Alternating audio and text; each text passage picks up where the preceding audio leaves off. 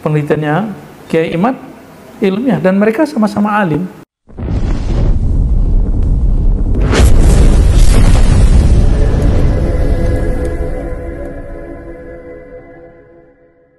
Masih ingat ya, dulu ketika Profesor Dr. Quraish Shihab memberikan tanggapan tentang bagaimana fenomena diskursus nasab habaib, dan kali ini tak kalah menarik, ada sebuah tanggapan tentang Kiai Haji Imaduddin Utsman Al-Bantani dan dari pembela Ba'alwi dari Buya Razi Hashim. Kendati pun dulu kita tahu bahwa Buya Razi Hashim ini mungkin agak gimana kepada Kiai Imad, tetapi dalam video nanti yang akan saya tampilkan ini sangat luar biasa, menunjukkan beliau sebagai orang yang bijaksana yang patut untuk kemudian diikuti oleh umat. Sebelum saya tampilkan terlebih dahulu, saya ingin paparkan ya, mungkin ada netizen di sini yang belum mengetahui tentang bagaimana tanggapan dari Profesor Dr. Quraish Shihab mengenai tentang bagaimana diskursus nasab ini. Gonjang-ganjing soal nasab ini, kata Profesor Dr. Quraish Shihab. Ini adalah sebuah tulisan dari Profesor Dr. Quraish Shihab yang kemudian dimuat dalam sebuah buku yang ditulis oleh Kiai Haji Imaduddin Utsman Al-Bantani yang awal-awal ya. Kalau tidak salah itu buku kedua setelah buku Menakar Nasab Habaib. Ya.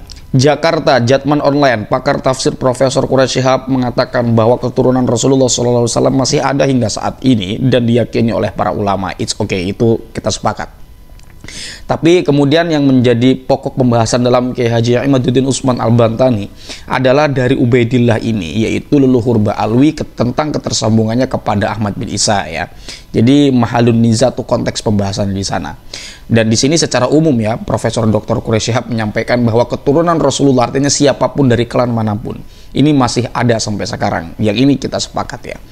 Jadi ada jaminan bahwa keturunan Rasulullah SAW masih berlanjut. Ini disepakati oleh ulama dan Al-Kautsar itu nikmat yang banyak, kata Profesor Quraish dilansir dari YouTube Kupas Channel Rabu sekian. Hal ini merupakan respon terkait fenomena Habib mencuat kembali dan ramai diperbincangkan, terutama di medsos. Tidak luput dari pro dan kontra terkait statement seorang kiai dari Banten ini, Kiai Imaduddin Utsman Al-Bantani ya. Dengan kajian ilmiahnya menyatakan bahwa ada nasab atau silsilah dari kalangan Ba'alwi, keberadaannya tidak tercatat selama 500 tahunan. Ini ceramah Kiai Haji Imaduddin Utsman Al-Bantani dilansir dari Gus Fuad Channel. Ulama ahli tafsir Al-Quran ini menjelaskan bahwa pertama dengan adanya ilmu nasab, jadi wajar orang memperhatikan garis keturunan, apalagi ada bobot bebet bibit. Tetapi tidak usah Anda yang mengklaim diri Anda. Ini yang menarik dari Profesor Dr. Quraish Shihab. Oke, lupakan Ba'alwi ini nasabnya tersambung atau tidak. Ya, ini ungkapan etis ya. Jadi orang cerdas itu selalu menarik semua persoalan dan melihat dari sisi kacamata kemanusiaan. Saya respect kepada beliau ya. Terlepas mungkin Anda ada beberapa statement yang tidak Anda sukai dari beliau, it's okay lah. Saya pun begitu mungkin kepada beliau. Tetapi ini secara umum kita harus sama-sama sepakat bahwa beliau ini orang alim ya. Tetapi tidak usah Anda yang mengklaim diri Anda. Seandainya semua Ba'alwi mengatakan seperti ini, artinya yang oknum-oknum yang mungkin jumlahnya segelintir berbanding balik ketimbang jumlah yang sebenarnya ya, yang kemudian itu merusak citra dari Ba'alwi sendiri, malah yang segelintir oknum-oknum itu yang cerita fakih mukodam beginilah begitulah ya, di dalam darah kami mengalir itulah dan semacamnya itu, hujan susu, rantai emas, banyak pokoknya. Jika kemudian itu tidak ditemukan di publik, kira-kira akan seperti ini nggak di diskursus? Kiamat bakal muncul nggak kira-kira? Ya, coba Anda jawab itu. Ini sebelum nanti saya tampilkan video dari Buya Hashim ya, Buya Ar-Razi ya, nanti ya. Ingat, tetapi tidak usah Anda yang mengklaim diri Anda. Buktikan bahwa hal tersebut melalui akhlak, ilmu, dan Anda, tegasnya. Nah, ungkapan dari Profesor Dr. Quraish Shihab yang seperti ini ada cerita dulu.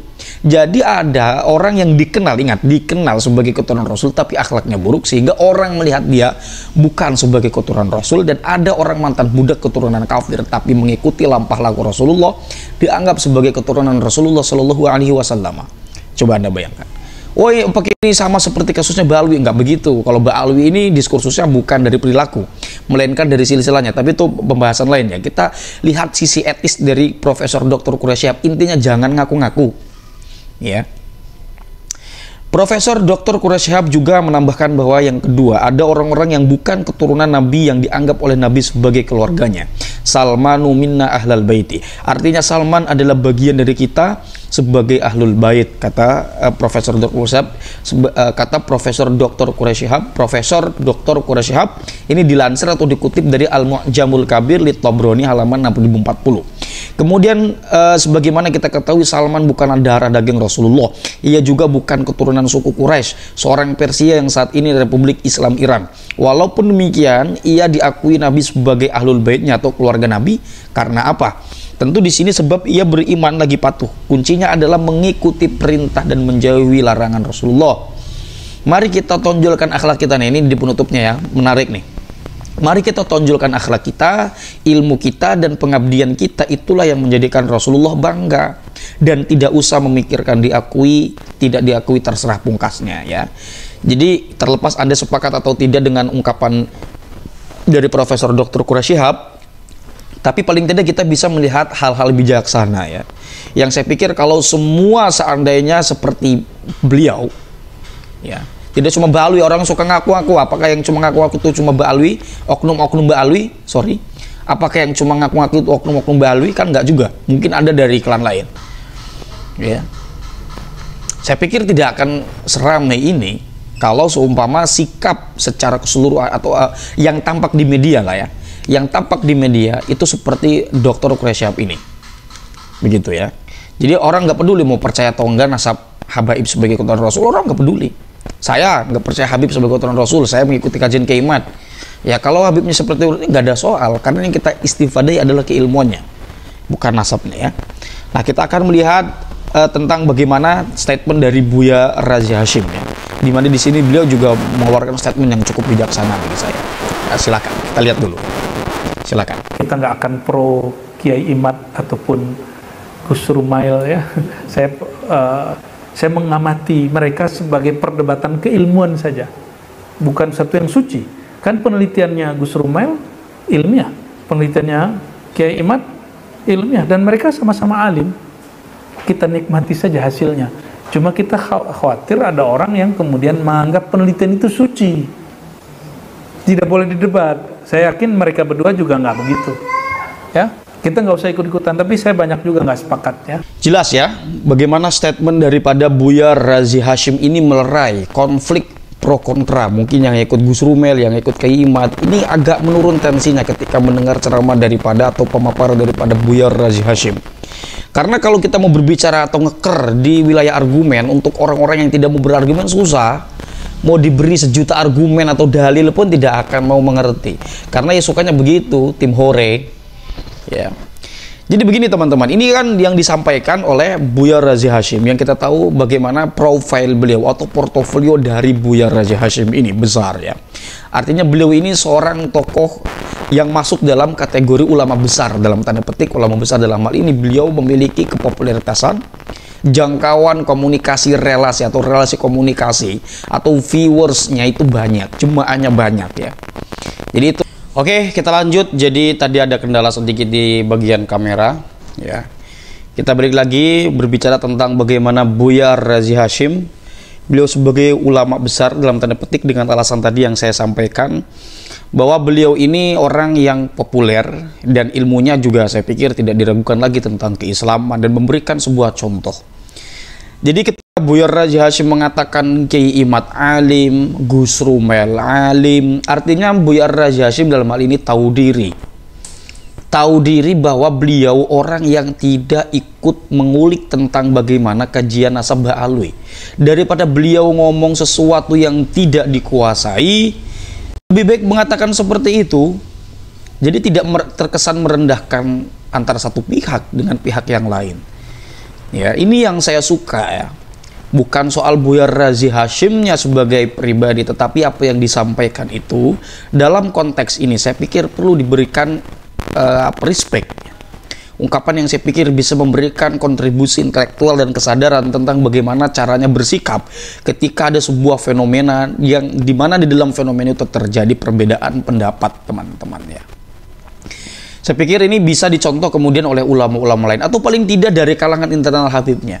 Habib Quraish bin Syihab atau Profesor Dr. Quraish Syihab. Apakah tanggapan beliau dengan mengatakan Al-Kaburi? Apakah beliau dengan mengatakan macam-macam lah? Saya nggak mau nyebutnya itu. Ya, tidak.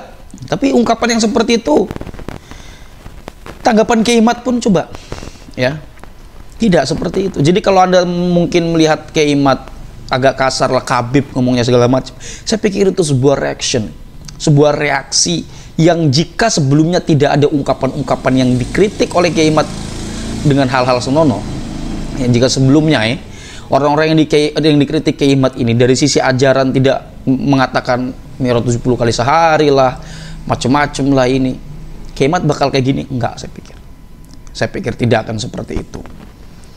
Nah itu teman-teman, saya pikir ini kita semua ayo jaga persatuan di antara kita semua.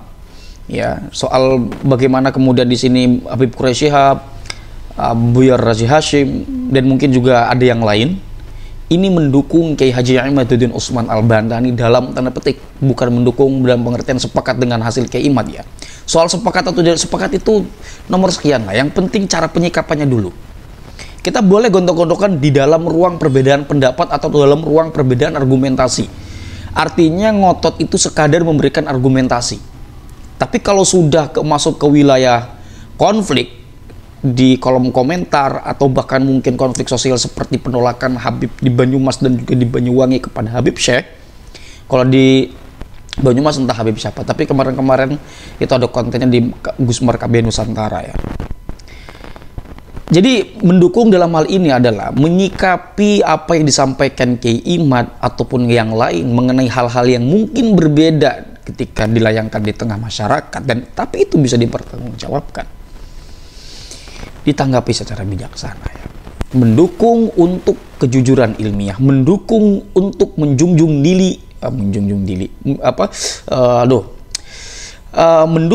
dalam pengertian menyikapi secara bijaksana, menjunjung tinggi nilai keilmuan, menjunjung tinggi nilai kebijaksanaan. Jadi saya pikir teman-teman hal-hal yang dapat saya sampaikan kurang lebihnya saya mohon maaf. Hadanallahu wa iyyakum ajma'in. Salam cinta damai untuk semuanya, untuk NKRI tercinta. Wallahu huwal muwafiqu ila aqwamit thoriqin. Wassalamualaikum warahmatullahi wabarakatuh.